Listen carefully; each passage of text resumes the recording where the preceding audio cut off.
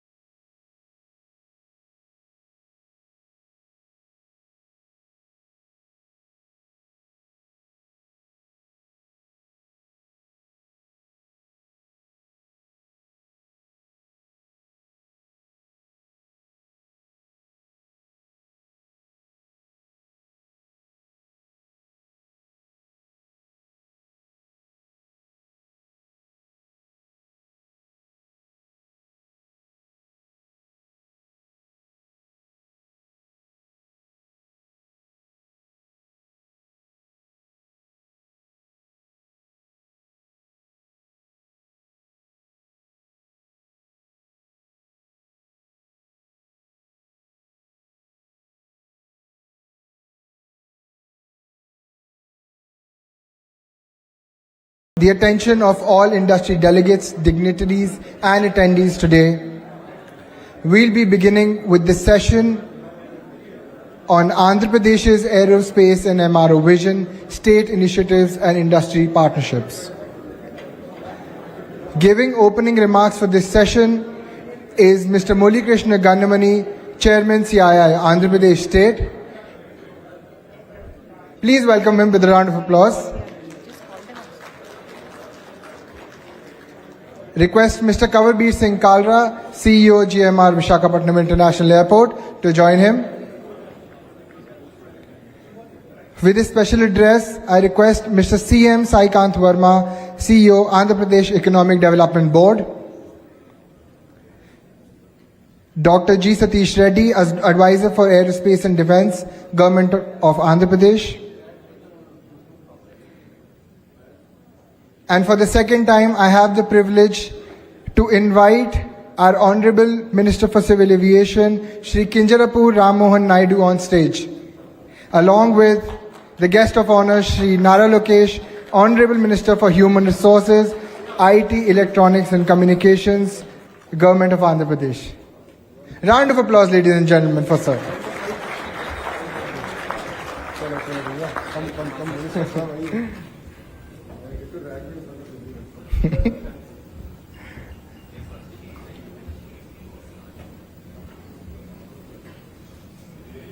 With us also is Shri Kondapalli Srinivas, Honorable Minister for MSME, SERP, NRI Relations, Government of Andhra Pradesh. Thank you, sir.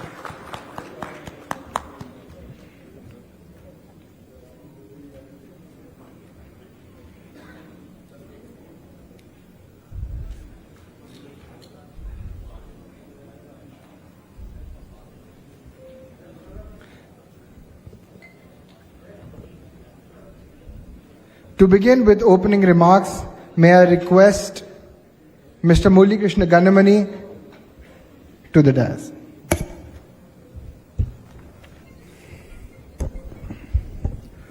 Thank you. Good afternoon, everyone. Shri Kinjarapu Rammohan Naidu Garu, Honorable Minister of Civil Aviation, Government of India. Our beloved leader, Shri Nara Lokesh Garu, Honorable Minister for Human Resources, IT, Electronics, Communications, RDG, Government of Andhra Pradesh. Shri Kondapalli Srinivas Garu, Honorable Minister for MSME. Dr. G. Satish Reddy Garu, Advisor for Aerospace and Defence, Government of Andhra Pradesh. Mr. Saikant Verma, IAS, CEO, AP Economic Development Board. Mr. Kanwarbir Singh Kalra, CEO, GMR Visakhapatnam International Airport Limited. Distinguished dignitaries on the dais and amongst in the hall, esteemed colleagues from the industry, academia, ladies and gentlemen. It truly is an honor and immense pleasure to welcome you all to this special plenary session on Andhra Pradesh Aerospace and MRO Vision. Today we bring the spotlight on our state, a land of opportunity, innovation, enterprise, as it charts its path to becoming a key pillar in India's aerospace growth story. Andhra Pradesh is always known for its entrepreneurial spirit, abundant talent pool, and forward-looking policies. And with the announcement of Aerospace and Defence Policy 4.0, 2025-2030, the next 5 years, the government of AP has made a clear and ambitious commitment to attract over 1 lakh crore investments and create 100,000 1 lakh jobs in this sector. This is not just a policy on paper, but it's a blueprint to transformative growth backed by strong intent and enabling infrastructure. We have heard the Honorable Minister for Civil Aviation in the morning. He has shared his bold vision and his very big picture on how to transform and truly help realize this potential of this sector. Andhra Pradesh already has credit of setting on India IT revolution, which we all are very much aware, and we take great pride in how our dynamic and visionary Chief Minister helped truly unlock that potential back then. And I'm very confident that Andhra Pradesh again will also set examples in aerospace manufacturing and truly becoming exemplar in creating this as a hub for aerospace manufacturing. The space is building dedicated aerospace and defense clusters, naval systems, UAVs, missile technologies, aerospace electronics, and R&D hubs. The upcoming Bhogapuram Aerotropolis with its greenfield airport, MRO facilities, R&D labs and training centers will be truly a game changer for both the domestic and the global industry alike. And with our strategic location on the eastern seaboard, world-class ports and skilled workforce, Andhra Pradesh is uniquely positioned to serve as a natural hub for aerospace manufacturing, export and services. But what makes this journey even more exciting in the spirit of partnership is that the government of Andhra Pradesh is walking hand in hand with industry and institutions, and again the government of India. So incentives like subsidized land, support for technology transfer, and proactive facilitation are designed to give investor confidence. And at the same time, industry is stepping up with leaders in manufacturing, MRO, and digital solutions already building a strong footprint in the state. This plenary will showcase how the state government's vision, combined with industry capabilities on the CIA platform, can unlock a new era of growth. Together we have the opportunity to create not only an aerospace ecosystem, but also an engine of employment, innovation and pride for the people of Andhra Pradesh. And I have to take this opportunity to say that we have a very unique leadership. It's the national leadership led by Honorable Prime Minister, along with our Honorable Visionary Chief Minister, Nara Chandrababu Naidu Garu, and also at the helm of affairs, well supported by the dynamic young leader, Nara Lokesh Garu. I think we are very uniquely positioned as a state to truly help realize this potential and unlock the total value. But what makes this journey even more exciting is, again, like I said, its true spirit of collaboration and partnership. And this plenary will show how we can truly unlock that. And as chairman of CI Andhra Pradesh, I see this as the beginning of a long and productive partnership. And let us use this session to share ideas, forge collaborations, and commit ourselves to making Andhra Pradesh a preferred destination for global aerospace and MRO investments. And I'm sure these meetings, these conversations will truly translate into some great investments and also great actions. So thank you, and I look forward to a very inspiring session ahead. Thank you.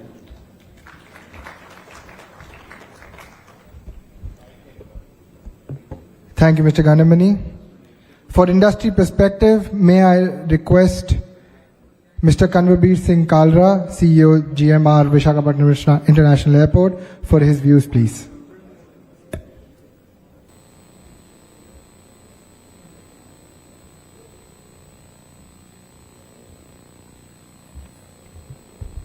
Honorable Ministers, respected government dignitaries and distinguished guests, warm greetings and namaskaram from GMR Group. Thank you for being here today.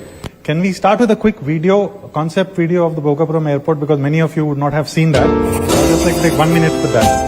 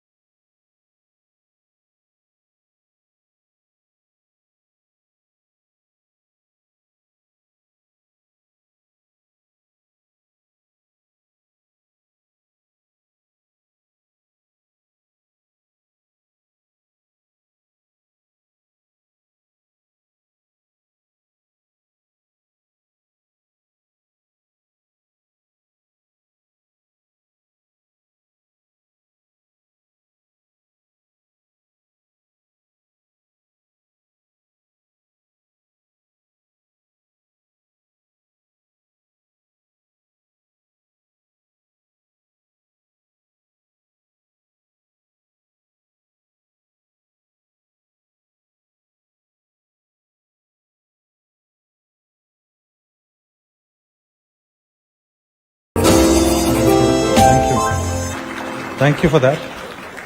Can we have the presentation, please?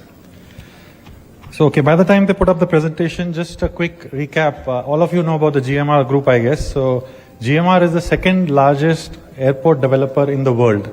And GMR has done many airports across the world. And the major ones which GMR is running right now in India, that is Delhi, Hyderabad and Goa, Mopa. Happy to report that all of them are in top 100 Skytrax ranking airport and consistently there. So next in the list will be the Bhogapuram Airport, the Greenfield Airport, which the government of AP has been kind enough to give the concession to GMR Group. So just to give you a quick recap on the concession, can we go to the next slide? I'll look, okay, just 1 minute.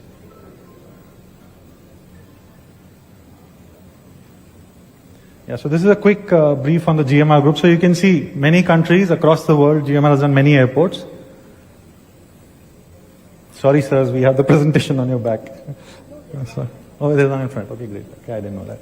So quickly about the concession agreement. So June 2020 is when GMR Group signed this concession, when government of AP did a PPP model, and it was an international competitive bidding. The concession was given on design, build, finance, operate, transfer model.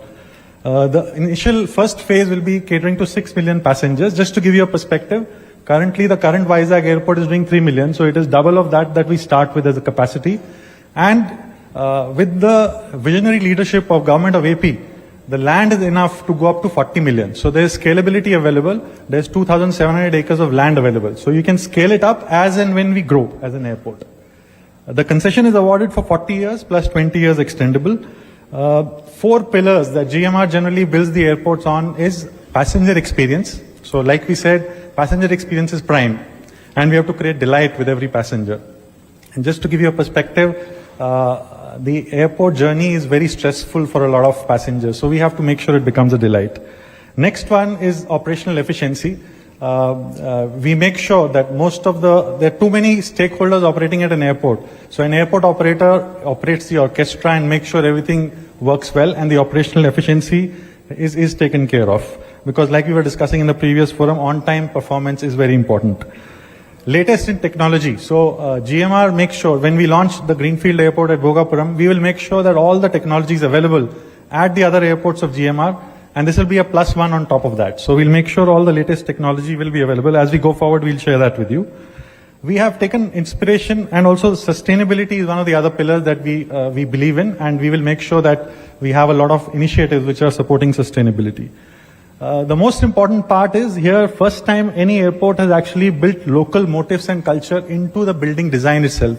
Like you saw in the video, the ceiling had Mugulu design, which is a Rangoli here in Andhra, and we've tried to build it into the building itself. Like that, many more local culture and motifs will be built into the airport, and you'll be happy to see when you visit the airport when it's launched in June 26.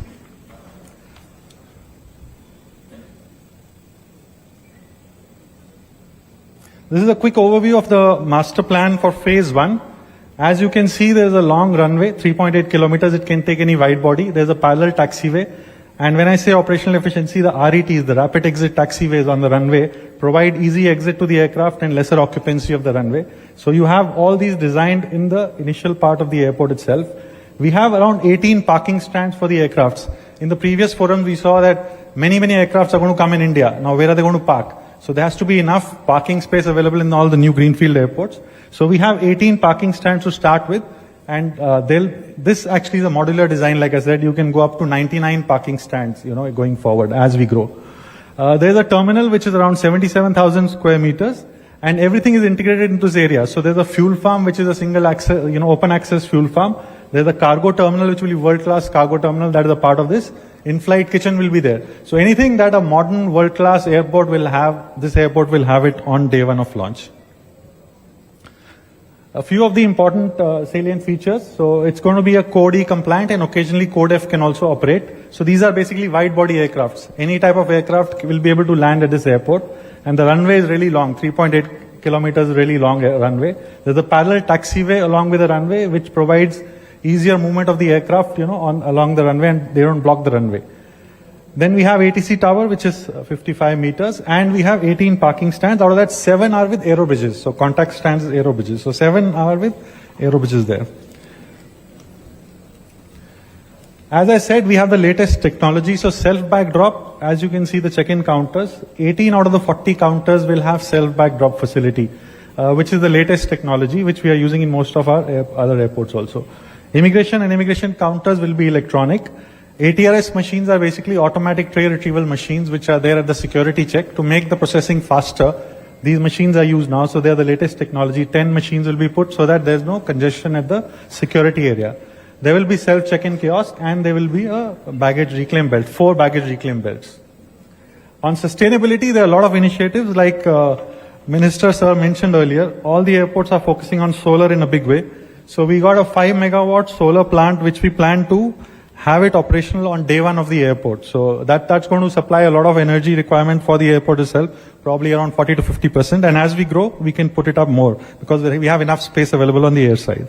We have something called as a bridge mounted equipment, which is a ground power unit and pre-cool air unit. So these are used basically to make sure that the aircraft is not running on fuel actually while it's parked or while it's stationed at the airport while the passengers are sitting in. So this makes sure that aircraft fuel is burnt less and better sustainable initiatives are taken with this. We have a fuel hydrant system. So the entire fuel piping is underground through latest technology, and you don't need to have bowsers moving around in the airside, which provides a safer working environment. And also it's, in terms of sustainability, when bowsers don't move around, you have lesser fuel emissions at the airside.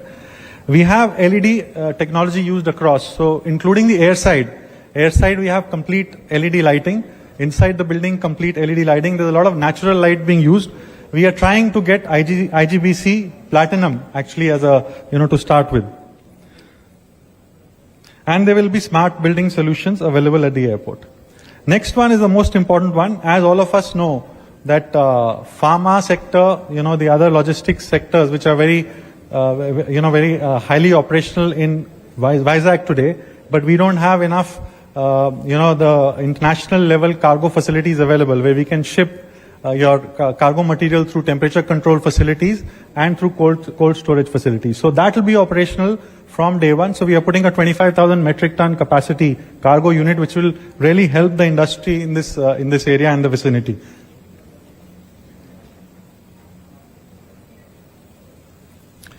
I will skip this part. I think we had enough discussion on how the industry is moving. There are a lot of aircrafts that are coming in. There are a lot of airports that are coming in. There's a lot of business that is going to grow for MROs. There's a lot of requirement for new maintenance engineers. All this has been discussed, so I'll just skip this part. So now I'll come to the real part. Where is the opportunity? When the new airport comes in, what can we do? So just to give you a perspective, today, current Vizag airport is connected to only 13 domestic destinations.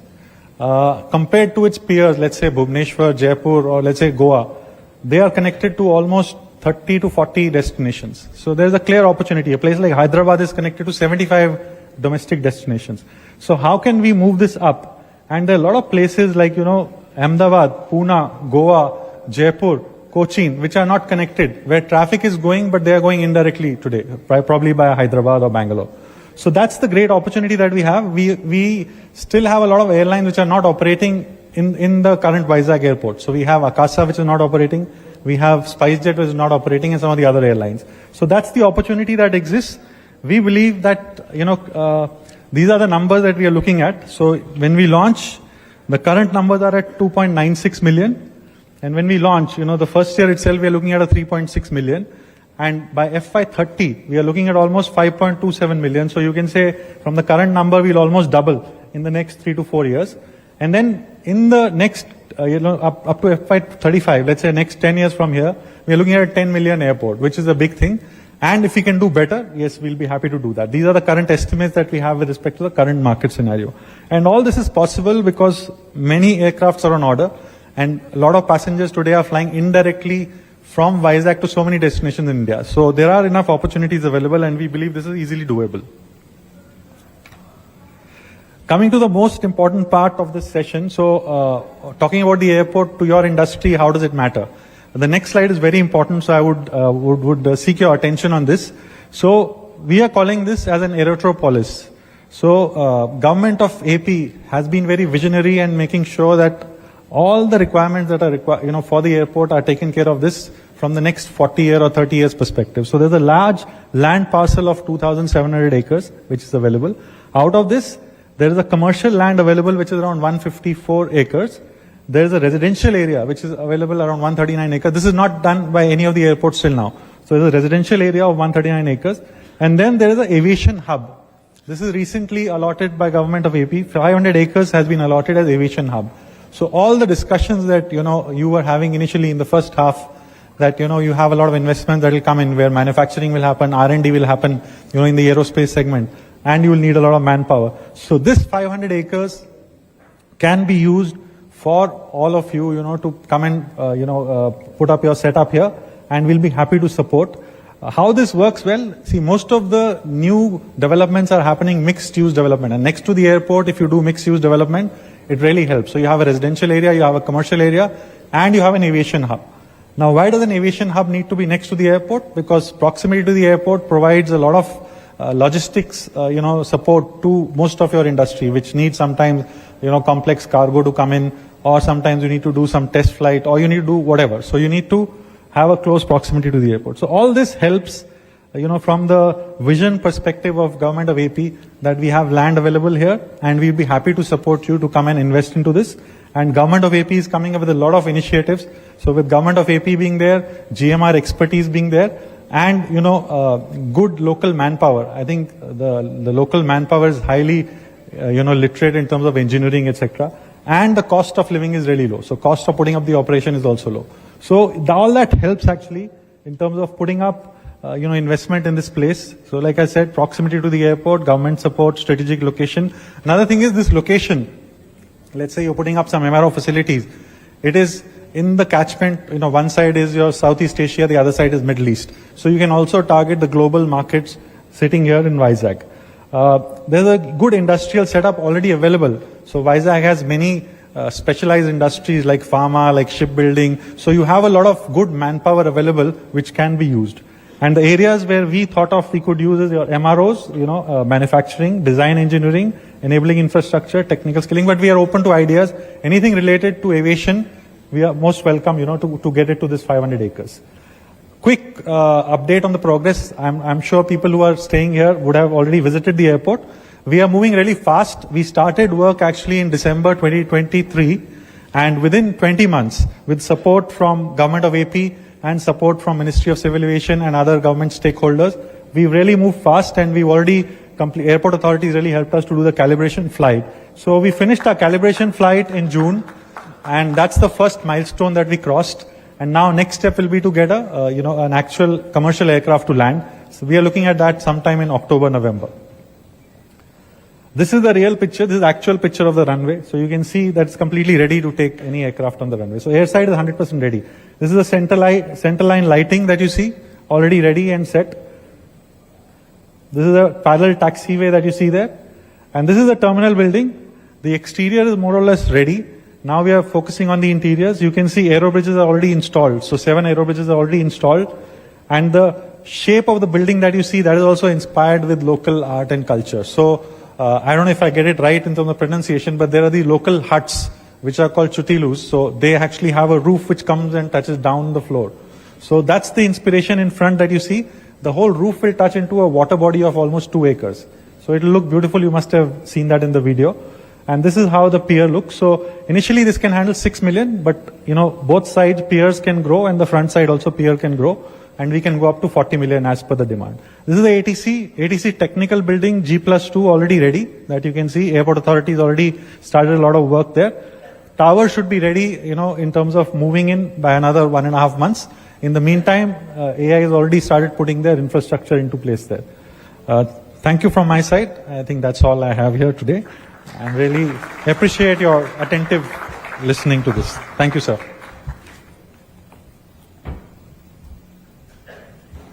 Thank you, Mr. Kalra. Continuing the industry perspective, we have Mr. BVR Mohan Reddy, Founder Chairman, Cyient.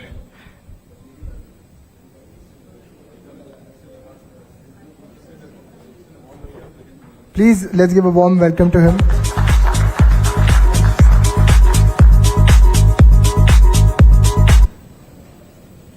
Honorable Ministers, Shri Ram Mohan Naidu Garu, Shri Nara Lokesh Garu, Dr. Satish Reddy, several other dignitaries on the dais, off the dais, good afternoon to all of you. My apologies for turning up a little late for the meeting, especially to the Honorable Ministers. So in the next 5 to 10 minutes, what I wanted to share with you was a vision of mine, which I think Andhra Pradesh can leapfrog into digital first MRO leadership. I run a technology services business. I'm the founder of the company. Aerospace is a large vertical exposure we have with us. A third of our business comes from aerospace. The best of the companies in the world, I see some of my friends sitting with me, we worked with them. And one of them, in one of the senior executives, one of the conversations shared with me, saying that, Mohan, you people go ahead and judge an airline primarily by the seats and the meals they serve. But what actually makes airlines successful is the ability for them to keep their aircrafts in service, whether it's the body or the engines. So if you were to keep the aircrafts in service, key element to it is all about maintenance, repair, and overhaul. So I just want to impress first upon all of you how important MRO is. Moving on, why is MRO important? I saw my previous speaker skipping a slide saying that we've been hearing about it since morning, but I'm not going to repeat it either. But the highlights are, for certain, that what we see is that the fleet expansion that's happening in this country. Leaps and bounds under the leadership of Prime Minister Modi, Mr. Ram Mohan Naidu Garu, Chandrababu Naidu Garu, and Lokesh Babu. All of them. The economy continues to progress at a pace which we all now feel that very confident it will continue to grow at the same pace for a number of more decades. So the fleet will become larger from where we are at this point of time, from about 700 aircrafts, will probably go to about 2,000 aircraft by 2030. Equally important is the military aircraft fleet will probably be consisting of both the fighters, the choppers, the UAVs, and the transport aircraft will grow to about 1,200 by 2030 again. But then we also have enormous amount of dependability on foreign countries today. We have MRs, all right. I think if you go and do the Googling around or you do the chat GPT, you'll find that, there are about 68 of them which have been licensed by DGCA at this juncture. But still, the fact of life is that we spend about $2 billion annually in terms of getting our services, getting our aircraft engines, aircraft subsystems serviced abroad. An airline like Indigo sends as many as about 400 of their engines every year abroad for servicing. And Air India, for its D-level checks, they're all going abroad at this point. So what we are seeing is that there's enormous amount of need in terms of creating an MRO back in India. Leaving apart the opportunity, which is globally now forecasted at about $120 billion by 2030. But equally important to the fact that in India, where we see that, economy has to grow, excuse me, the MRO has a fairly strong multiplier. Multiplier is about 2.5 times for every dollar that's earned by the MRO business itself to create to the economy thereafter. And lastly, defense preparedness becomes extremely important for this nation. And as the Prime Minister talks about Atmanirbhar Bharat, Unnati Bharat, and inward-looking Bharat, I think it's important that we have the defense preparedness too. We then move on to say, what are the challenges that we have? The challenges that we have, number one, is about the GST. I'll take that back. The GST has been reworked on in the recent past. It's 18% it used to be, it's come down to 5%. But I think what requires reworking is the customs duties. It still seem to be fairly spread around. The second one is that this challenge for the current round, will I come to the next thing later, is about the capital intensity that's there. Approximately they spend about $100 million to have a wide body hangar.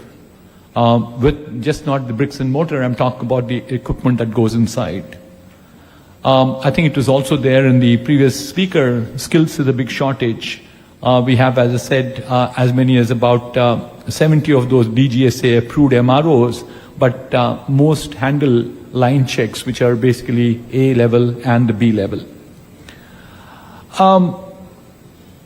Certainly what we are seeing further is OEMs dominate this particular market, and especially the engine manufacturers, whether it's Rolls-Royce or GE or Pratt & Whitney, all of them also are selling aircraft with long-term service agreements, so therefore they're not accessible to Indian vendors. And certainly what we also seen is these, even if you count on those 70 I talked about, they're extremely fragmented around. But therefore, what do we need to do if we think about future? I think we need to use technology. Technology is changing at a pace the mankind has never seen before. Technologies which can be extremely useful in MRO. And technologies which we believe are not slowing down. Largely driven by these four pillars. Number one, computers, they continue to become smaller, faster, cheaper. Communications, the broadbanding, cost of per usage of terabyte of information in India is the lowest in the world. Equally important is the sensors are becoming smarter by the day and cheaper by the evening. So the result is that you have, and then the sensors produce enormous amount of data, which is then being converted into, with algorithms, becoming AI. So can we use the same technologies into MRO too, is a question that we have. So the first is that if we want to have a digital twins as the first step, for every product that's there, I think some of the airline companies today do have digital twins. Some of the latest models of the aircraft engines that we design have digital twins built into them. That gives you an ability to not only predict your maintenance, but certainly reduce the aircraft on ground. AOG as it's called. AOG currently costs approximately about $120,000 every day that they're not in service. So therefore, I think we need to use technology in MRO by ensuring that we build engines, fuselages, and the rest of the subsystems which are going to be in the digital twin format, which makes us our ability to bring down the downtime and also make sure availability increases. The second one is the technology of virtual reality and augmented reality can be extensively used in terms of training our technicians. We're not doing that as extensively as we like to see it. And therefore, this so-called shortfall in terms of technicians can certainly be put on fast track very quickly. A third one is that we also can use drones and robotics extensively for the MRO operations. Drones detect the fuselage cracks. I think EasyJet has an example right now case where they are doing it quite extensively. Or the second one is there are some intricate areas where you can't even see, you can't even put your hand inside, whereas drones go and do the repairs themselves. Sorry, robotics arms go and do repairs themselves. And one more of that is all about the 3D printing. I had the honor of accompanying Sri Lokesh Garu today. We went ahead and launched a AI program for schools, to 50 schools in Vizag. And this is an initiative to ensure that the 7th graders, 8th graders, and the 9th graders understand what is AI all about. We had hardware, we had software, we had these Raspberry toolkits, we had curriculum, we had mentors, we had instructors. Lokesh Babgaru spent a lot of time today. The way in which he connected with the students and he saw what was being done. I wouldn't believe it myself. 7th graders trying to do automated wiper mechanisms. Just when there's a drop of water falling on a sensor, the wipers start working. Or the way in which the robotic arms can work. So therefore, I think, and also one more which we showcased to him today is the 3D printing part. And that's going to be groundbreaker in MRO operations. You don't need to keep, some parts cannot be done using 3D printing, all right. But there, even for that matter, GE right now just does the jet engine nozzles using 3D printing. So you don't have this challenge in terms of spares not available, carrying too much of spares, carrying the cost of spares, all that can be taken care of. So what we can therefore do is also there, the last one I have in the list of asks I have is to have a green and sustainable environment. MRO can be built as it's built for the first time. I think a good example that we have, which has been extremely successful, and I'm sure Honorable Minister would have seen it, and many of you probably know it much better than I do, is about the Seletar Aerospace Park in Singapore, as it's called the SAP of Singapore. And precisely what SAP or the Seletar Aerospark has done, we can do the same thing in the Bogapuram Aerotropolis, that's how it's rightly pronounced. And what can we do there is right now, because it's greenfield, build a ecosystem that can create a cluster of MRO, for MRO. I think the model I like to just highlight and call out is to say there's a similar model which made the IT industry extremely successful. It was called the STPI, Software Parks of India, which gave the ability for people to import them without paying duty, use them as and when required, with very little hassles around, which means that effectively the amount of cost of doing business is what I keep doing becomes quite minimal. And the ease of doing business becomes maximized. So therefore, Bogapuram Airport, in terms of having all the features, including things like, training academy. You look at the Seletar Aerospace Park, we have Singapore, NTU, Singapore University, all of them participating. So therefore, I think the sum total is that the potential for Bhogapuram Aerotropolis is as much as about $3 billion is what can be generated, and we could also generate as many as 6,000 jobs. I'll only conclude by saying that we have an opportunity, and I'll make this pitch to every one of you and make an appeal to the ministers, honorable ministers, to position AP as the Singapore of India for MRO. Thank you. Thank you very much.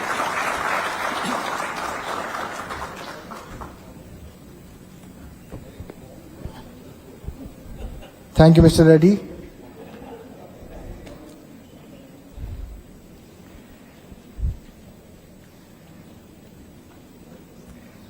Ladies and gentlemen, with this special address, I would like to welcome Mr. C.M. Saikant Verma, CEO, Andhra Pradesh Economic Development Board.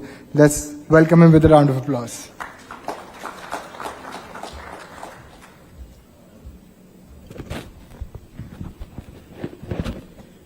Can we have the presentation, please?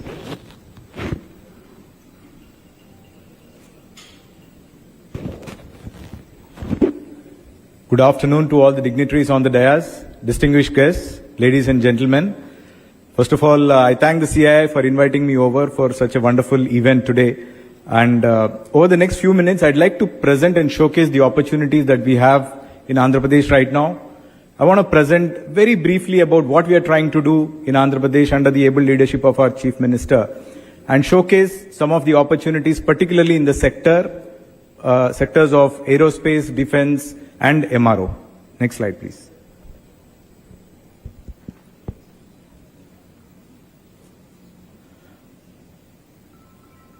Yes. So, Andhra Pradesh is now India's rising economic powerhouse, and it's a force to reckon with. We are the 8th largest state in terms of geography. We have a population of 53 million, and we are an economy of 180 billion. Of this, 42% comes from services, 35% from agriculture, and 23% from manufacturing. This shows that there is a huge potential for the state to catch up in the manufacturing sector.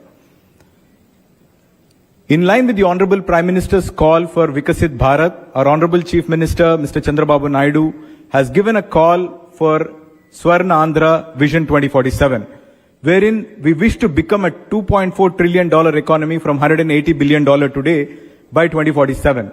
So this means we need to consistently grow at a rate of 15%, and that's the aspiration levels that we have for the state. Now, for us to be able to realize this big dream and vision and bring it into a reality, our Honorable Chief Minister has designed a very focusedly designed overarching framework based on 7 key fundamental guiding principles. 1, product perfection. The second is speed of doing business. Honorable Chief Minister of Andhra Pradesh, he is a champion of ease of doing business. Under his able leadership, AP has consistently proved to be number 1 in ease of doing business rankings. And today, he is now very strongly advocating the concept of speed of doing business, wherein we want to turn Andhra Pradesh to be an ideal investment destination for the investors, where the ideas can be converted into businesses very quickly. We are working very hard in terms of realizing this particular goal. One classic example that I can talk about here to demonstrate the speed of doing business of our state is one that is led by our own Honorable IT Minister here, who is sitting with us, wherein with one Zoom call with Arsenal Mittal, he was able to convince them, give them the top leadership, a great deal of confidence as to what the state is willing to do. And today we have landed India's largest steel plant in this particular region because of this aspect of speed of doing business. The third guiding principle is reducing the cost of logistics, particularly reducing the cost of doing business in the state, employment creation, future-ready technology, and circular economy. Our Honorable CM is very, very sensitive about understanding the fact that every sector has got specific needs and requirements. So we didn't adopt a one-size-fits-all approach.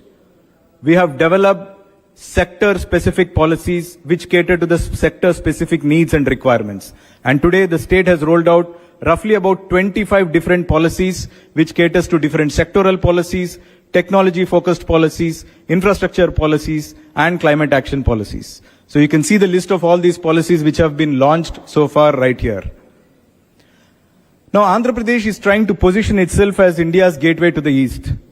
We have got third longest coastline in the country, almost 1,000 plus kilometers of coastline. 6 operating seaports are there. 4 new greenfield seaports are coming up. The state is committed to create, for every 50 to 100 kilometers of the coastline, the state wants to set up a seaport or a fishing harbor so that we are able to emerge ourselves as the eastern hub on India's sea coast, and we want to become India's gateway to the east. Looking at the aviation ecosystem, we have 7 operating airports, 3 of which are international, and 9 greenfield airports are going to come up in the state. Now, under the able leadership of our Honorable Union Civil Aviation Minister, we just heard about how Bhogapuram Airport is coming up very fast, and it is probably going to be one of the fastest built airports in the country. And one of the key nodal points of the entire aviation ecosystem is going to come up in Amaravati, where a new greenfield airport has been proposed in the form of a hub and spoke model, while we are trying to turn every other airport into a spoke, with Amaravati trying to become the hub of the east coast connectivity in terms of the airports. In terms of the economic corridors, AP, we are trying to leverage on the 3 industrial corridors which pass through the state at this point of time. Chennai-Bangalore Industrial Corridor, Hyderabad-Bangalore Industrial Corridor, and Vizag-Chennai Industrial Corridor. Sector-specific industrial clusters are being developed across all the 3 nodes, all the 3 industrial corridors, so that we are trying to create ecosystems rather than trying to attract investments and standalone industries here in the state. And these are some of the marquee investments that have been firmed up in the state of Andhra Pradesh in the last 14 months, and this is just the beginning. Coming to the aerospace defense policy, we have 4 major thematic defense clusters that have been planned in the state: missiles and ammunition, defense electronics, aircraft, and naval shipbuilding. Now, the policy talks about creating 1 lakh jobs over the next 5 years by attracting 1 lakh crores of investments into the state by 2030. That's the vision statement. That's where we want to be. You know, I think the recent global developments, particularly Operation Sindoor, has demonstrated how important it is for a country like India to focus and become a global hub in aerospace and defense. And in line with that particular need of the country, AP, we are trying to stand up and we want to become that national hub of aerospace and defense going forward. Looking at the thematic clusters, we have 6 clusters, aerospace and defense clusters. The first is the Visakhapatnam Srikakulam cluster, which is focusing on the naval industry. The second industrial cluster, which is Jagaipeta, where we are focusing on missiles and ammunition. The third, Karnool Orvakal cluster, where we are focusing on drone and UAV technologies. Fourth is Lepakshi, where we are focusing on the entire defense systems to come in and also the electronics clusters to develop. Tirupati is emerging as the R&D hub. And lastly, Donakonda is focusing on aircraft component manufacturing. So a great deal of non-fiscal and fiscal incentives have been assured in aerospace and defense sector. This is in line with the 25 policies that have been launched in the state of Andhra Pradesh. We are ready to partner with all of you, with the industry, and we welcome you to explore the opportunities here in Andhra Pradesh. And I'd like to take this opportunity to invite all of you to the CII Partnership Summit, which is scheduled here in Visakhapatnam between 14th and 15th November. This is the place where the state is going to showcase its true potential, opportunities, and a place where new relationships will be forged. Looking forward to seeing you all here. Thank you so much for the opportunity.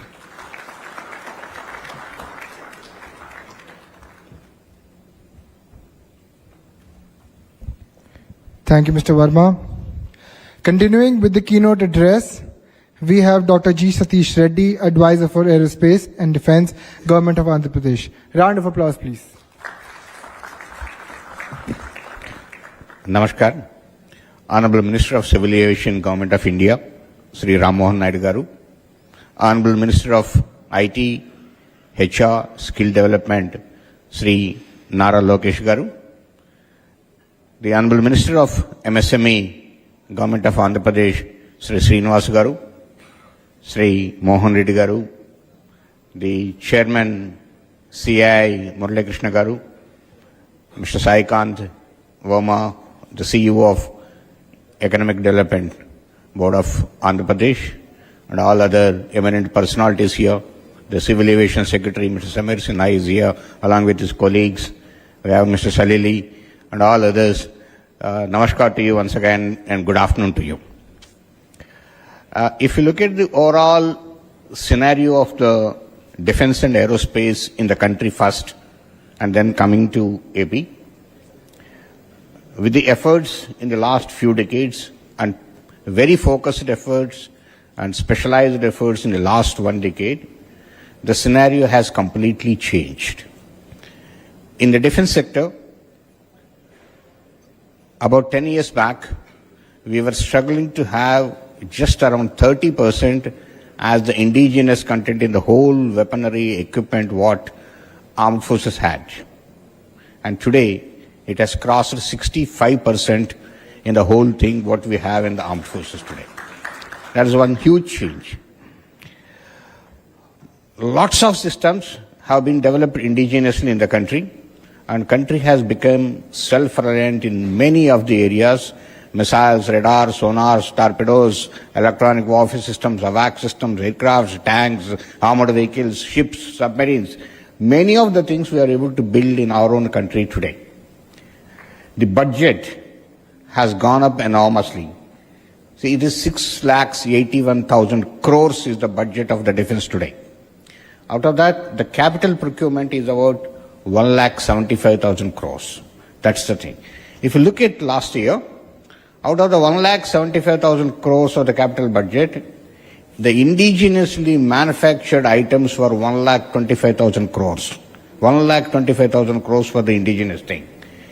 The immediate response from Honorable Defense Minister Raksha Mantri Sri Rajnath Singh ji is that we should make it in the coming next financial year, we should make it 1.75 lakh crores. And then the target for year 2029 is 3 lakh crores. This is the way the indigenous manufacturing capability in the country is going with various policies which have been brought up. The country, Bharat, has been one of the leading importers of defense equipment. We were standing in number 1, number 2 positions in the globe. Now today, it's turned around. We started exporting. Last financial year, we exported 23,666 crores worth of defense equipment from this country, and there was a lot of potential to do, also much more. And now the target given by, again, Honorable Raksha Mantri is make it 50,000 crores by 2029. This is the way the defense sector is taking a shape. In the same way, in the aero sector, lots of aircrafts are being manufactured here in the country, leaving aside the helicopters, which HAL is making varieties of helicopters.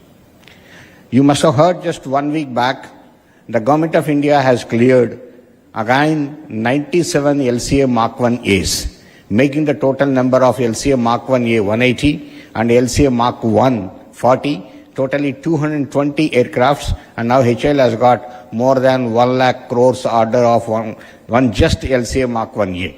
This is number one.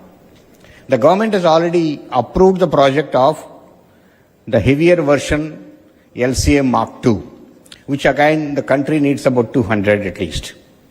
And the most advanced 5th generation fighter aircraft AMCA, again the government has approved the project, which probably in the next 2 years it should be rolling out. AMCA project also is approved. See how many aircrafts, and one more aircraft is in the pipeline, which is twin-engine deck-based fighter aircraft for the Indian Navy, TED-BF. So there are 4 aircrafts at various stages. In the next 10 years, the amount of business in the aero sector, in the military aircraft itself, is among us. And military transport aircraft is another one, where again a lot of people are working on it. You just heard the news that Embraer and Mahindra have tied up and trying to manufacture here.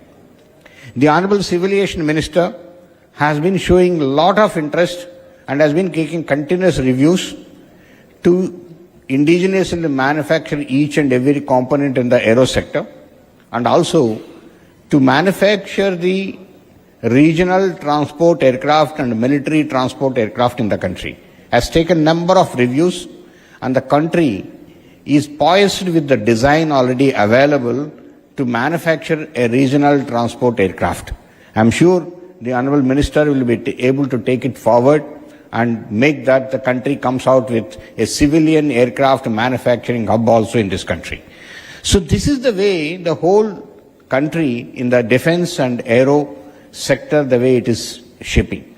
I'm not talking about much space. All of us are aware how the space is evolving itself, and we have completed our Chandrayaan mission. Now we are going for man in the space and Gaganyaan, and then we are going to have a space station and many other things which are going to come. And the surge in the activities in the aerospace sector is enormous, with a lot of industries, particularly startups, coming up in a big way in the country.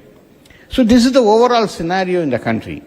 In this scenario, AP, with the leadership of Honorable Chief Minister, has come out with so much advanced policy which Mr. Sai Kant has just presented. I'd like to just mention one thing.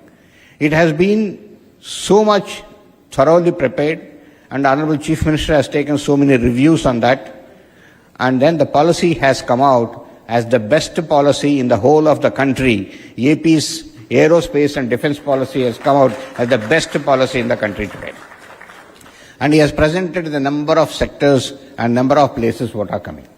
This has created again, I'm just seeing the last 2 months, there's a lot of activity, a lot of interest among the industry in the country to look at to the state of Andhra Pradesh.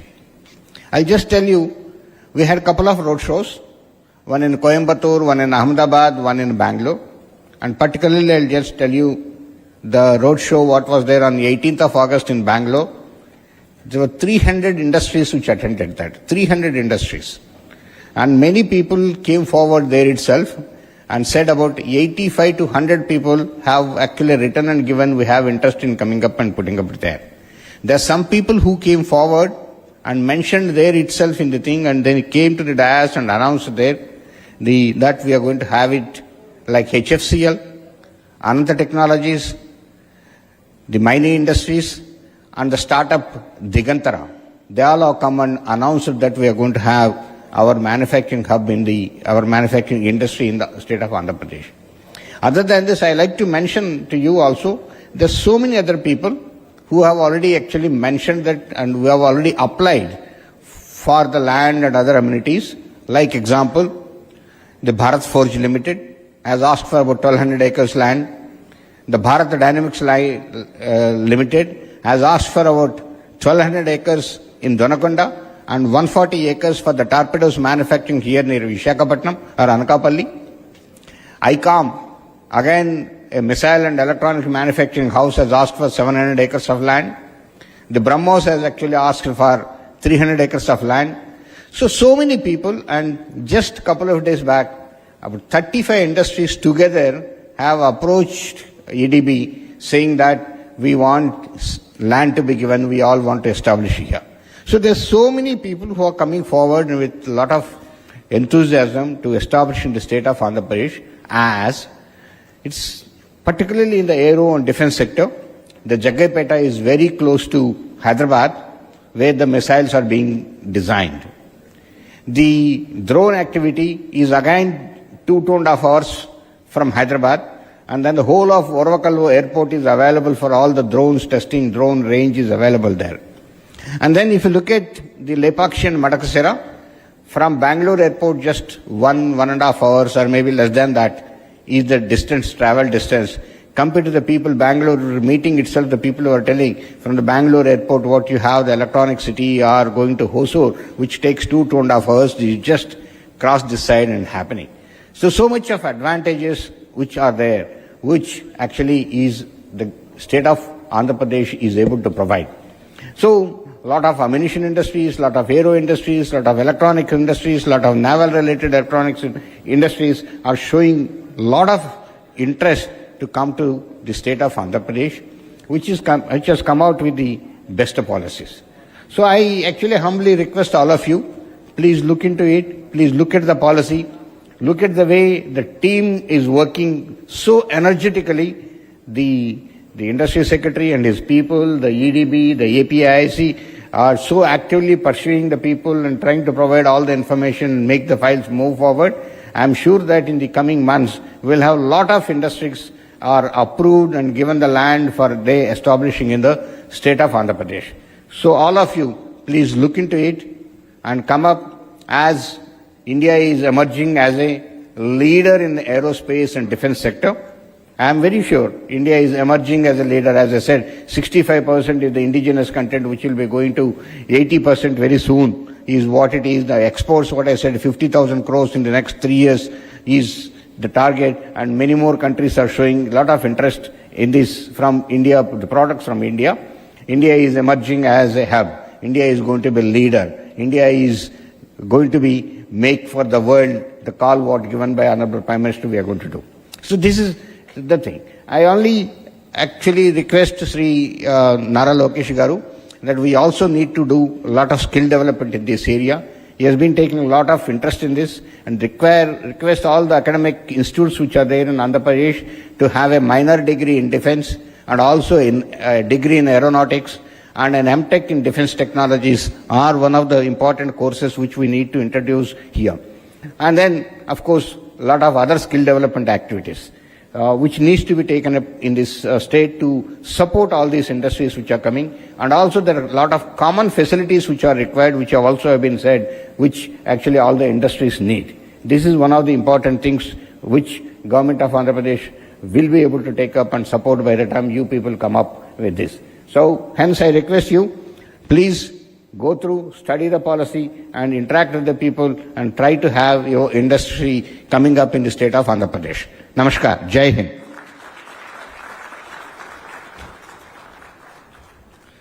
Thank you, Dr. Reddy. May I now invite Shri Kondapalli Srinivas, Honorable Minister for MSME, SCRP, NRI Relations, Government of Andhra Pradesh. Let's welcome with a round of applause.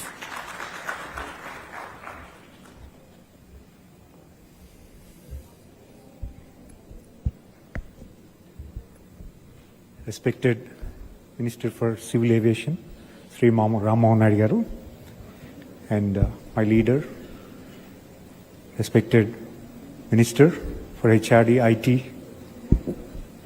and respected dignitaries on the dais and off the dais. It will not take much time. It's been a long day for you. But I would like to make a note as a Minister for MSME for the state of Andhra Pradesh. I would like to make a note that as large and large industries are coming into the state, there are equal opportunities for MSME units as well. As an SME, there are a lot of opportunities that are being opened in the state of Andhra Pradesh. As you've seen, my colleague, my CEO for EDB has presented the future of Andhra Pradesh, how the state is going to classify in terms of sectors where the aerospace and defense could be developed. And as you know that Satish Reddy Garu has rightly pointed out that the list of industries, the large industries that are coming into the state, there are equal and good opportunities where the MSMEs can be developed around those large industries. As a policy, Honorable Chief Minister has intervened. How do we support his MSMEs? He has brought in a very good intervention where he wanted to support all the industries that are coming in the sector of MSMEs.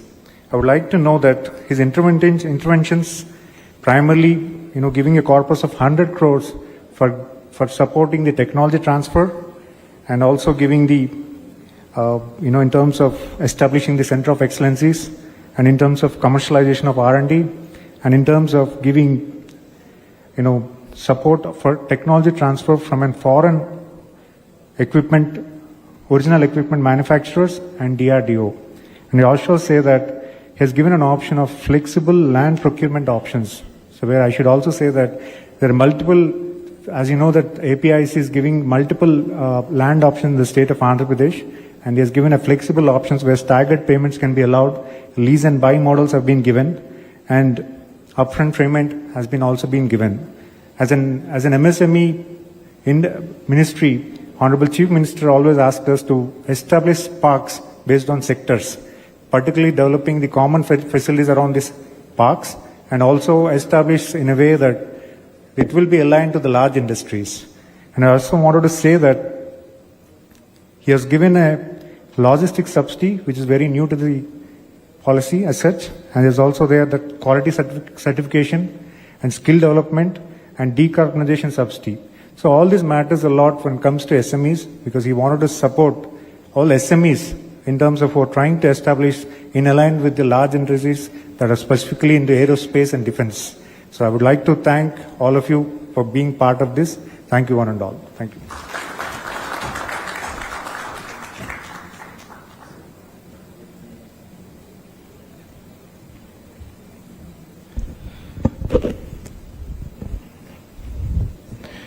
Thank you, Srinivas sir. Finally, I would like to invite our guest of honor, Shri Nara Lokesh, Honorable Minister for Human Resources, IT, Electronics and Communication, RTG, Government of Andhra Pradesh. Ladies and gentlemen, a round of applause for sir.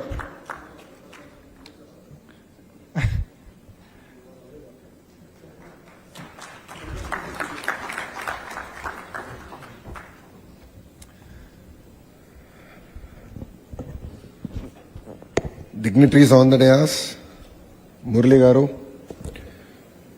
B.V. Mohan Reddy Garu, Kanwarbir Singh Kalra Garu, Saikant Verma Garu, Satish Reddy Garu, Kondapalli Srinivas Garu, and of course our own boy Ramohan Naidu Garu. Thank you for being here, and to all the distinguished guests who made it for this session, I'd like to thank you for taking time out of your busy schedules to visit Visakhapatnam. As presented by GMR, we really need to work on connectivity. Point taken. The Honorable Civil Aviation Minister and I have taken up a challenge that we will work towards beating Hyderabad in connectivity from Bhogapuram. So we will need your support. I think I had a long speech prepared, but Saikant pretty much stole the thunder away from me, so I won't bore you with all the details on the policy. But I just wanted to stress on three specific things. One is visionary leadership. Two is team that can actually execute it. The third one is we are a startup state. And I'd like to just talk about these three specific issues. First is vision. You know, Mr. Naidu requires, our Chief Minister requires no introduction. He is known to be a visionary politician.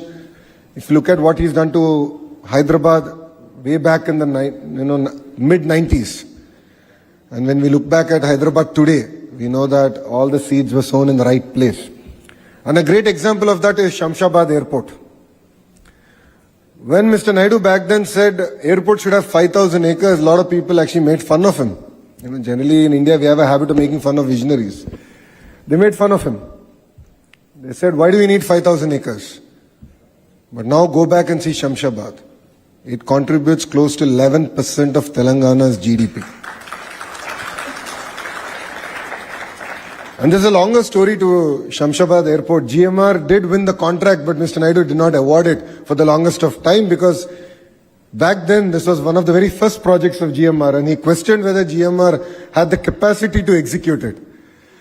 So he got GMR Garu to present all the designs, and only after he got convinced that they can execute it in the true spirit of what he wanted it to be, was the contract awarded. So what we have in Andhra Pradesh is visionary leadership. And we are, if you look at, you've seen Shamshabad Airport, and believe me, Bhogapuram, we will one-up it, we will do better, and we will make it a destination on the eastern seaboard. Second is team. We have mix of experienced leadership and young Turks. The dais is a great example of this. You know, under the leadership of Satish Reddy Garu, who's enabling us, giving us inputs in terms of policy, Mohan Reddy Garu on the other side, giving us a lot of input. There are a bunch of youngsters sitting in between. If you look at Kondapalli Srinu, he's a first-time minister in the state cabinet. Ram Mohan Naidu, Mocha, requires no introduction. He's the youngest cabinet minister ever in Indian history. And we back it with leadership even from the service. So we have Sai Kant Verma, who's an IAS officer, who's handling Economic Development Board, who's younger than, I think, all of us on the dais. So what you see is a blend of experience and youngsters. We have hunger. We mean speed of doing business. Sai Kant spoke of ArcelorMittal. October is when we're going to break ground. It's going to be India's largest steel plant, and it was clinched over one Zoom call. Another example is now it's out in the open. Google is going to build one of the largest data centers here in Visakhapatnam. Actually, that conversation started here in Novotel when the Google leadership came, and I personally drove them, showed them the land, and explained to them the vision with which we want to build an entire data city. That's another example. Third, I would like to also share in renewable energy space. I'm sure all of you know the company called Renew. I went to break coconut to start a new plant where they're going to do solar and wind energy production. So we went there and we broke coconut. I told Sinhaji to make Andhra Pradesh his second home. Then I heard he's getting into manufacturing. I just dropped him a WhatsApp message and said, boss, we are ready here in Andhra Pradesh. And we also got manufacturing to Andhra Pradesh. So why am I sharing all this with you? Once you sign with Andhra Pradesh, it's no longer your project, it is our project.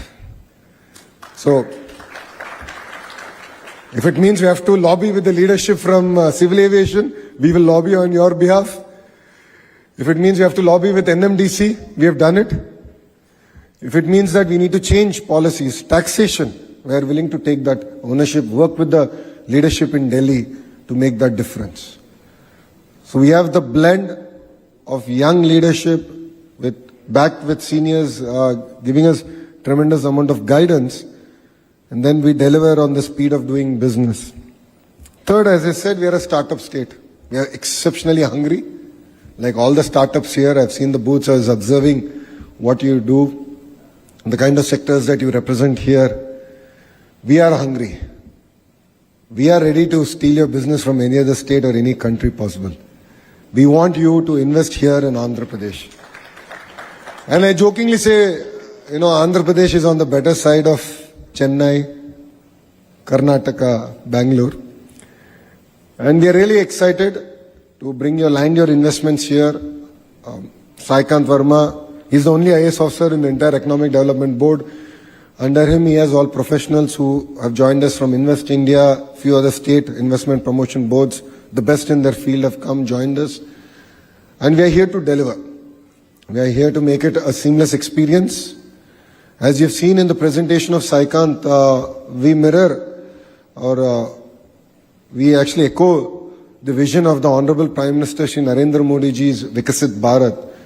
We have created Swarna Andhra Pradesh, where we want to be a $2.4 trillion economy by 2047 from being a $180 billion economy today. So we need to grow at 15%. And for the friends in the private sector, that's not easy.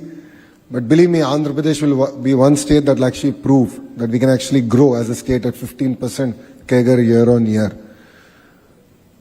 And we have great relationships now at the central level. We have double engine Sarkar. We have the Honorable Prime Minister Shri Narendra Modi ji. And then we of course have the Honorable Chief Minister Nara Chandrababu Naidu Garu.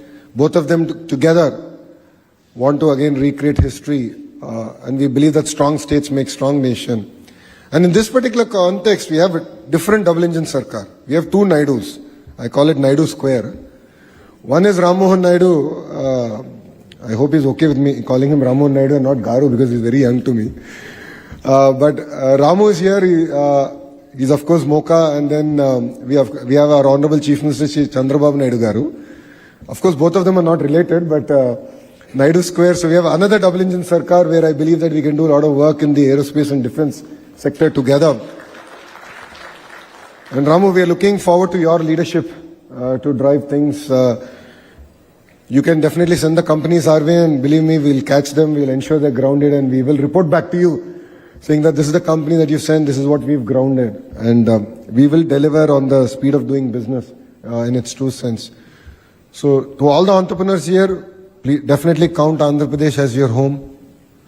And Visakhapatnam is one of the most beautiful cities in India. I jokingly say that if Bangalore were to marry Goa and have a child, it will be Visakhapatnam. We have best of both worlds. There's a whole debate about talent. In your company, in this sector, please look around. Believe me, there will be Telugu people. They're all products of this soil. Due to lack of opportunities, they went to various other states and they're willing to come back. And there are amazing institutions here, both in the private sector and the government sector. It could be Andhra University, Geetham. We have IIM here. So there are amazing education institutions here. There's an amazing ecosystem here. And all I would request all of you is that let's make history together. This is a once in a lifetime opportunity. It doesn't come again and again. Very few states have the grit and perseverance that Andhra Pradesh has. And I've already given you 3 clear reasons why you should come to Andhra Pradesh, and I look forward to welcoming you all here. So thank you very much for giving me this wonderful opportunity.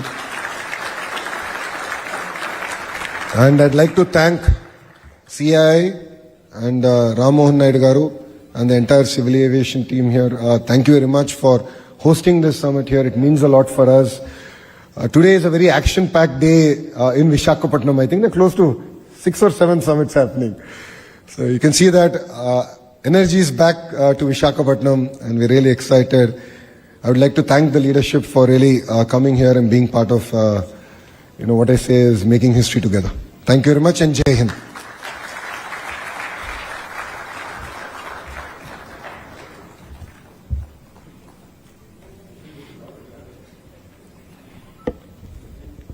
Thank you, Shri Lokesh, for your remarkable address. May I now invite our chief guest, Shri Kinjarapu Ram Mohan Naidu, for his address. Thank you, sir. Thank you. Good afternoon to each and everyone. I've already given a very elaborate speech in the morning in the inaugural session. And I'm taking this opportunity again, especially to thank our young and dynamic leader, always an inspiration for the younger generation, Lokesh Anna Garu, for specially gracing this event, and Minister for our MSME, Kondapalli Srinivas Garu, BV Mohan Reddy Garu, Satish Reddy Garu, and all the important people on the dais. And I have to also thank all the dignitaries that are here. The energy and enthusiasm that I got to witness in the morning, I can see it again in this time also.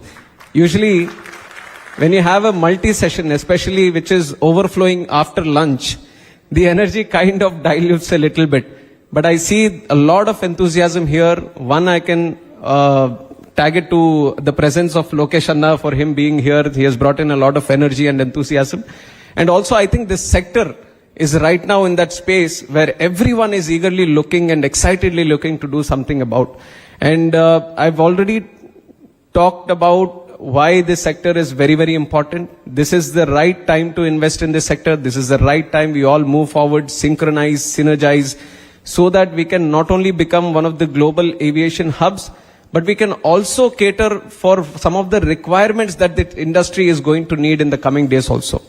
And the right time and the right place. The justification has been given by the state government and especially our Lokesh Anna Garu also. I have to admit, see, this is the second aviation aerospace manufacturing summit conference that we are having. As civil aviation minister, we have a certain liberty and leverage to guide a certain location. And in fact, the first one happened in Gwalior when Jyotiraditya Scindia ji was the minister. And it is quite natural for me preferring Andhra, but I would tell you the seed was sown by Lokesh Anna. This was 3 months back around when he found out that aerospace has so much demand and there is so much potential, and he ensured that all the support will be extended from the state government, and especially you can see it from the beautiful defense and aerospace policy that they have created. I can assure you as a Minister of Civil Aviation that out of all the states, this is one of the best policies that you'll see in the country. And they have worked really, really hard. They have looked into all the policies that are there right now across the country, and they have did a +1 to each and every aspect of it, and they have made sure that it is not only going to be a beneficial thing for the state, but also the person who is going to invest. There is a mutual consensus that is going to be created when you invest in the state of Andhra Pradesh. So as a minister from the government of India, I would like to congratulate the government of Andhra Pradesh for creating such a beautiful policy, because even if it is in Andhra Pradesh that the industry is going to come and create a strong ecosystem, the country is going to benefit. So we have the right leadership, we have the right time, and we have the right place. Now the right decisions have to be made, and I request each and every one of you that is present here to once again invest in the state of Andhra Pradesh. You know that I am the Minister of Government of India. You can take me out of Andhra, but you can't take Andhra out of me. So I'll be pushing for Andhra Pradesh. And also, I'm seeing the presentation that has been given by the AP state government. Especially, I was looking at the airports, 9 airports. With our Honorable Chief Minister, the number keeps increasing month by month, because he sees the potential and he sees things which we can't see today. That is the beauty of this man. That is the beauty of the vision that he has. And the most importantly, when we talk about the policies also the state government is creating, you might go to other states and they'll say, we'll match the policy. Okay, we are also going to give you these kind of benefits. Why don't you come to us? Because it has become a very competitive field today. Between the states also, there is a nice collaboration, including the competition that we see. But what is very important for each and every one of you to take note of, no matter anyone can match the policies or the benefits or the incentives that we can give. I mean, the state of Andhra can give, but nobody can match the vision of our Chief Minister, Chandrababu Naidu Garu. He is the key here. He is a man of vision. And now, for the man of vision, we have a man of action also, Lokesh Anna Garu, where Chandrababu Naidu Garu brings in the ease of doing business, and now Lokesh Anna is bringing the speed of doing business. And this is a powerful combination that the state government has, and we are all there to support this momentum and the rebirth that the Andhra Pradesh state is taking forward today. It's a startup state, but a very, very aspirational state today, with a lot of forward-looking policies and investments which are going to create a buzz not only in the country but across the globe. And I've taken the example of Quantum Valley earlier. So these are some of the concepts. And I've talked very vastly into all the various aspects of aerospace manufacturing. Couple of things I just want to mention again in this closing address is that the support from the Ministry of Civil Aviation is continuously going to be there for this manufacturing sector. Like I said, this is the gold mine in civil aviation. How much we can mine out of it is there in our hands. So we are creating all the tools for us to mine it right now, and you have to take advantage of it. And second thing, now we are kind of playing catch up in this industry. We are seeing at different countries and we are trying to assess where we stand and what we can do right now. But I feel India at this point of time, with the leadership and the vision of our Honorable Prime Minister Narendra Modi ji, what we should also do is try to leapfrog in the technologies that are going to come in the future. And one thing is where we are looking about creating our own regional transport aircraft in the country. There is an assessment, there is a study going on that within 5 years we might see hydrogen powered aircrafts also. Then why can't we see that happening right now itself? What are the technologies that are required for hydrogen powered aircraft? What are the systems that are required? There are many other technologies which are still in the blueprint phase, which are in the design phase.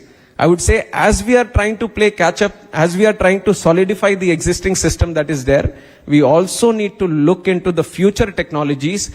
And if you talk about future technologies, if there is someone who can understand you, if there is someone who will support you, and if there is someone who will handhold you, there is only one man, that is Chandrababu Naidu Garu. There is one state, Andhra Pradesh, which is eagerly looking into you.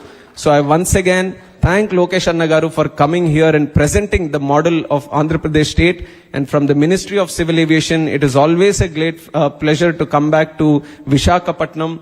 This is where, in one way, the journey started for me also from this region. And coming back to this region and having this important conference gives me a lot of pride and pleasure also. And all the people who have supported into making this a grand success, right from CII, SIDM, and also state government of Andhra Pradesh, all the important subject matter experts from the industry, and all the people from across the country and internationals, especially Boeing, Airbus, and all the OEMs that have come in.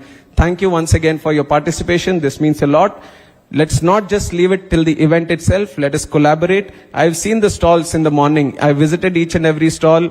Some of the technologies that you have presented, some of the solutions that you have presented are very, very impressive. I've told my team that wherever possible, we have to create a proof of concept.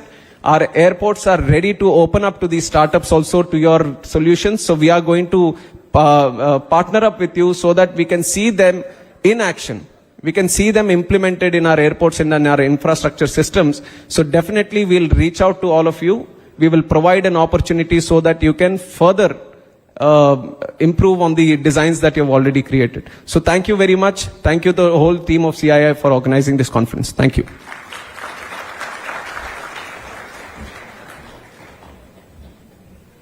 Thank you, Honorable Minister. May I now request Ms. Shoma Banerjee, Deputy Director General CII, to give the vote of thanks, please. Good afternoon, good evening. It's very difficult to speak after you have such stellar speakers, right? I don't know who to start with thanking, but before I thank, I have a story to share, and I need the attention of Shri Nara Lokesh and Minister Ram Mohan Naidu. So when I was young, which was many years earlier, because I'm old now, I had the honor and privilege of being at a convention where Mr. Chandrababu Naidu came in as Chief Minister of Andhra Pradesh. We were hosting Japanese people in that conference. Before Mr. Naidu came in, he actually walked into the conference with his visiting cards in Japanese language. That story has stuck with me. That is what a vision is all about. So he exchanged those cards as if he knew Japanese. And that is how he pitched to those people about Andhra Pradesh. And I was much younger. I am much older now. But today I saw a repetition of sorts in Mr. Nara Lokesh. Sir, I think you have really shown us what young blood is and what a lethal combination, EODB and speed of doing business. I think that is what is going to take the industry ahead. You've talked about many things that are happening here. From my side, before I thank each one of you, and like you said, sir, what a stellar combination of experts and young blood. If I may say, we will hope to have our aerospace manufacturing summit every year in Vizag. That is something which I am promising because I think I've seen so much of support, so much of interest, so much of thing. So from CII, I think we will look at doing this as an annual summit every year in Vizag so that it becomes the hub and the manufacturing center. And with your blessings, I think we will do it very well. With those words, I'm not going to take any more time because I know we are running late. So I just want to call out, we had with us, of course, Mr. Nara Lokesh, the Minister of IT and HRD, Government of Andhra Pradesh. We had Mr. Kondapalli Srinivasan, Minister of Small and Medium Enterprises, Government of Andhra Pradesh. Mr. BVR Mohan Reddy, very senior and very acknowledged expert in the sector. Mr. Saikant Verma, thank you, sir, for actually marketing the Partnership Summit, which we are looking forward to very much. Dr. C. Satish Reddy, Government of Andhra Pradesh. Mr. BVR Mohan Reddy, I think I'm taking the name twice. Yeah. Mr. K.S. Karla, GMR, thank you for the vision that you shared. Mr. Our own Murli Krishnan, who is, of course, the chairman of CII Andhra Pradesh. And lastly, but not the least, our very own minister, who is the man who drove us here, who guided us here, and who's given us the confidence to come back along with Sri Nara Lokesh. A big round of applause, please.